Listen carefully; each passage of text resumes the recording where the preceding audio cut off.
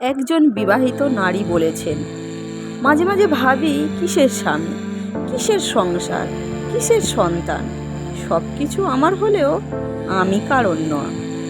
নারী তার সারা জীবন উৎসর্গ করলেও দিন শেষে কারোরই মন ভরাতে পারে না, না স্বামী, না সন্তান, না অন্য কারো। এটাই কিন্তু বাস্তব, এটাই সত্য ঘটনা। তো হে বন্ধুরা, ঝুমার লাইফস্টাইল ব্লগে সবাইকে জানাই অনেক অনেক স্বাগত।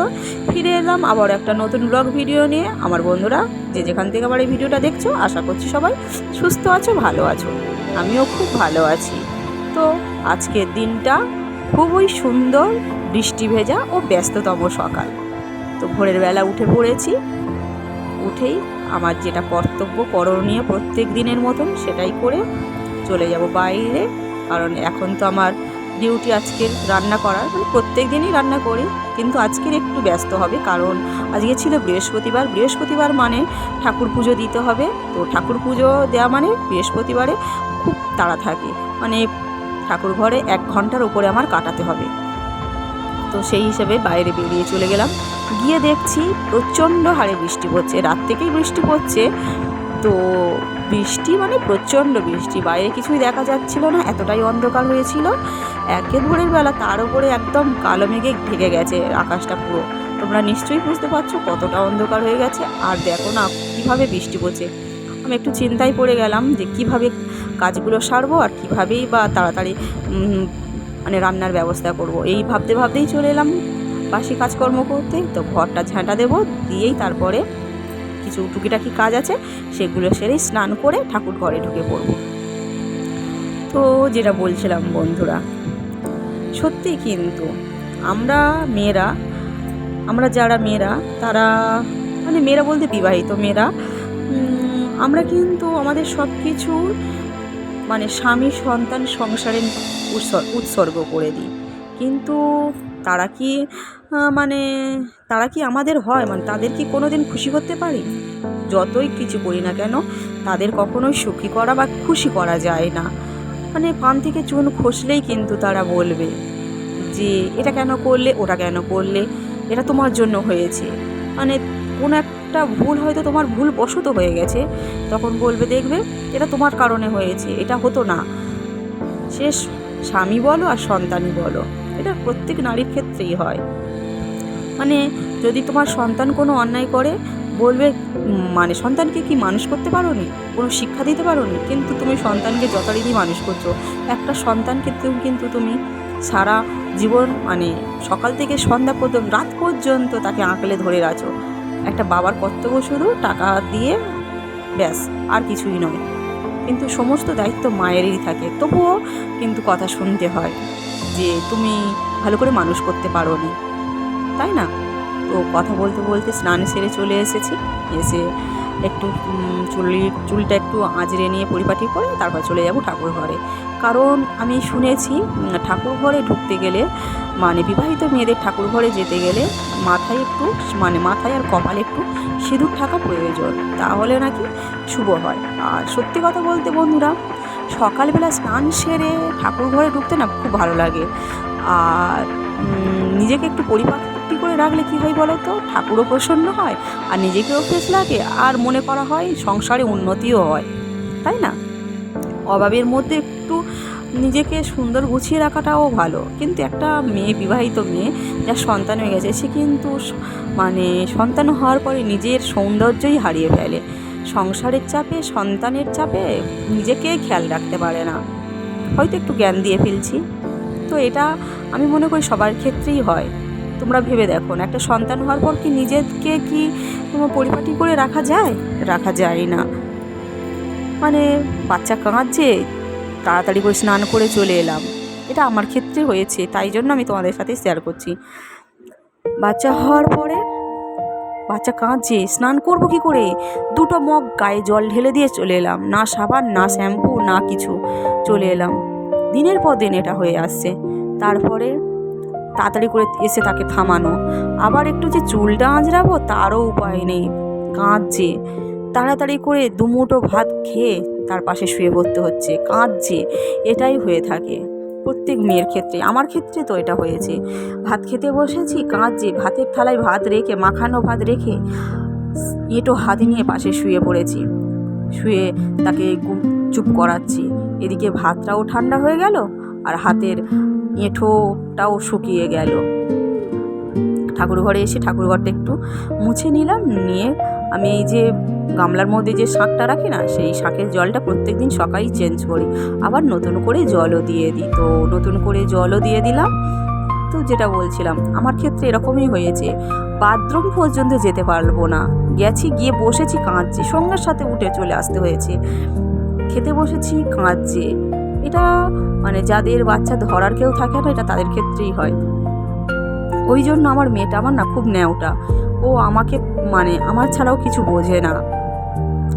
আমি যদি ঘুম থেকে উঠে চলে আসি ভোরের বেলা রান্না করতে, একবার না হলে ও উঠেও আমাকে দেখতে না পেলে কাঁদবে, একবার হলে ওকে গিয়ে আমাকে চুপ করিয়ে আসতে হয়।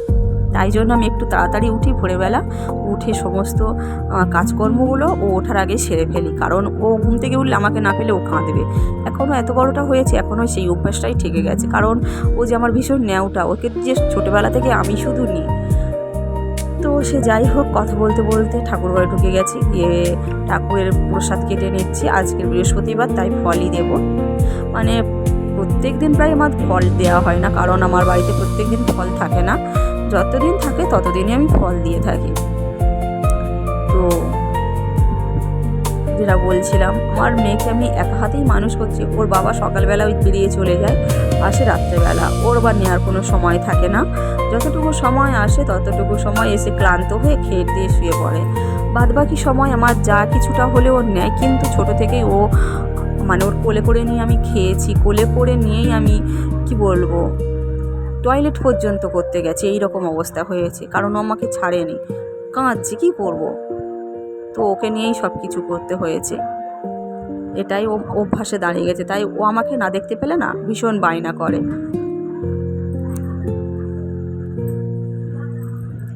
সত্যি কথা বলতে কি বন্ধুরা, একটা মেয়ে কিন্তু বিয়ের পর কি হারিয়ে ফেলে জানো?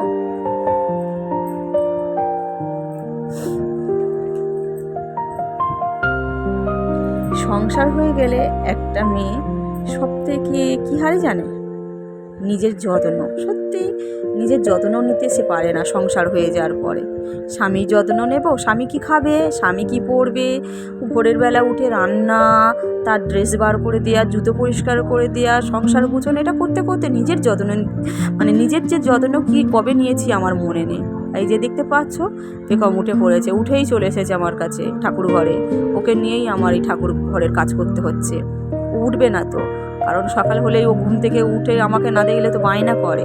তারপরে ওকে আমি চুপ করিয়ে ঠান্ডা করিয়ে তারপরে আমি রান্না করতে যাব।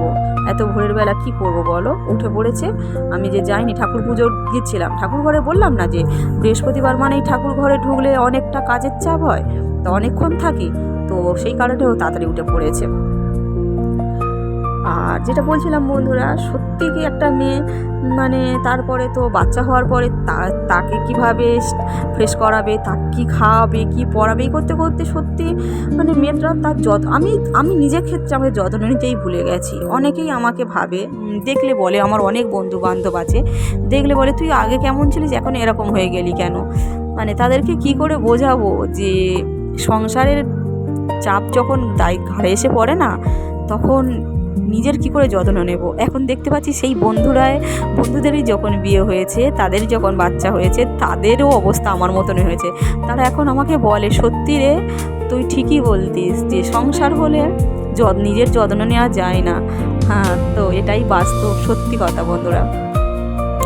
তো এখন আমি পেখমকে নিয়ে একটু প্রদীপ আরতি করে নিচ্ছি। ও আমার হাত ধরে আছে, কিন্তু ওর মুখটা দেখে বোঝা যাচ্ছে ওর কেমন মনটা খারাপ হয়ে আছে। সকালবেলা উঠে আমাকে দেখতে পায়নি, ওকে একটু ভালো করে আদর করে ঘুম থেকে তুললো না, তবে ওর মুখটা ফ্রেশ হয়, না হলে ওর মুখ ফ্রেশ হয় না। তো আমার মেয়ে না শঙ্খ বাজাতে খুব পছন্দ করে। ও প্রত্যেক দিনই মানে স্নান করে ঠাকুর ঘরে এসে শঙ্খ বাজাবে, কাঁসি বাজাবে, ঘণ্টা বাজাবে, বাজিয়ে তারপরেই যাবে। আর আজকে না বৃহস্পতিবার, কি বলবো বন্ধুরা, বাইরে এতটা পরিমাণে বৃষ্টি হচ্ছে যে বৃহস্পতিবার আজকে একটু ফুল তুলে ঠাকুরকে দেবো তারও উপায় নেই। বৃহস্পতিবারে ঠাকুর ঘরে ফুল না দিলে ভালো লাগে না বলো, কিন্তু বাইরে বেরোতেই পারছে না, এত বৃষ্টি হচ্ছে। কিন্তু কি করব, মনের ভক্তিটুকুই দিয়ে আজকে ঠাকুরকে না সেবা দিলাম। ঠিক আছে, তো তারপরে রান্না করতে যাব।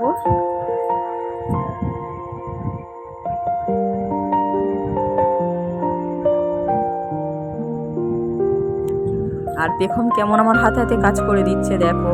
মানে আজকে যেহেতু বৃহস্পতিবার ঠাকুরকে সিঁদুর দেব, তো সিঁদুরের কৌটোটাও আমাকে এনে দিচ্ছে, মানে যাতে আমি তাড়াতাড়ি ঠাকুর ঘর থেকে বেরোতে পারি সেই ব্যবস্থাই ও করছে।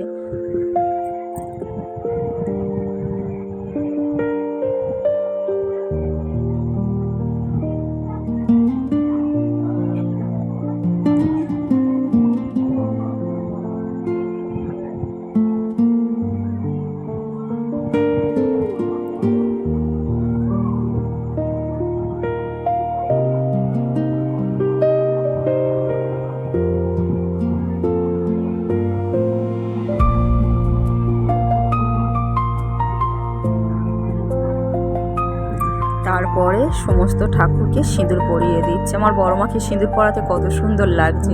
ঠাকুরকেও সিঁদুর পরাবো, ঘটেও একটু সিঁদুর দিয়ে দেবো। আর এই যে বললাম আজকের বৃহস্পতিবার, কিন্তু বাইরে বেরোতে পারছি না, এতটা বৃষ্টি হচ্ছে, তাই আম পল্লবও আনতে যেতে পারিনি ঘটে দেওয়ার জন্য। অন্য কোনো একদিন আম পল্লব এনে ঘটে দিয়ে দেবো, কারণ ভিতরে একটা আম পল্লব আছে, সেটা পিতলের, কিন্তু আম পাতার যে পল্লবগুলো হয় সেটা দিলেই বেশি মানে দেখতে ভালো লাগে। তো সেটা এখন আনার কোনো মানে সত্যি কোনো উপায় নেই। মানে বৃষ্টি হচ্ছে প্রচণ্ড, নিশ্চয়ই তোমাদের ওদিকেও বৃষ্টি হচ্ছে। কোথায় কোথায় বৃষ্টি হচ্ছে আমাকে কিন্তু অবশ্যই কমেন্টে জানাবে, ঠিক আছে। তারপরে চলে যাব, প্রণাম করে নিলাম। আর প্রণাম করব কি, তার ফাঁকেও পেখম এসে কোলে বসে পড়েছে। ও চাইছে কতক্ষণে আমি বাইরে বেরোবো, ওকে একটু আদর করে, ওকে একটু চুপ করিয়ে মানে থামিয়ে তারপরে আমি রান্না করতে যাব, সেটাই ও চাইছে। আর আমি একটু জব করছিলাম, তার সেই সময় ও আমার কোলে এসে বসে পড়লো।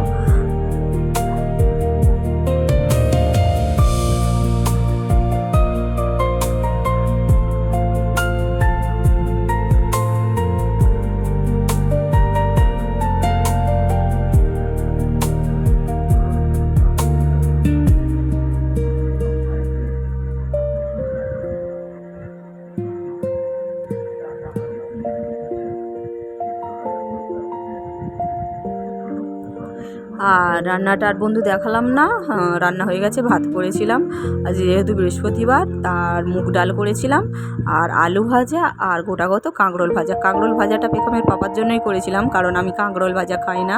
তো পেখমের পাপা ওর খাওয়া হয়ে এসছে। তো আজকের মতন এই পর্যন্ত, টাটা।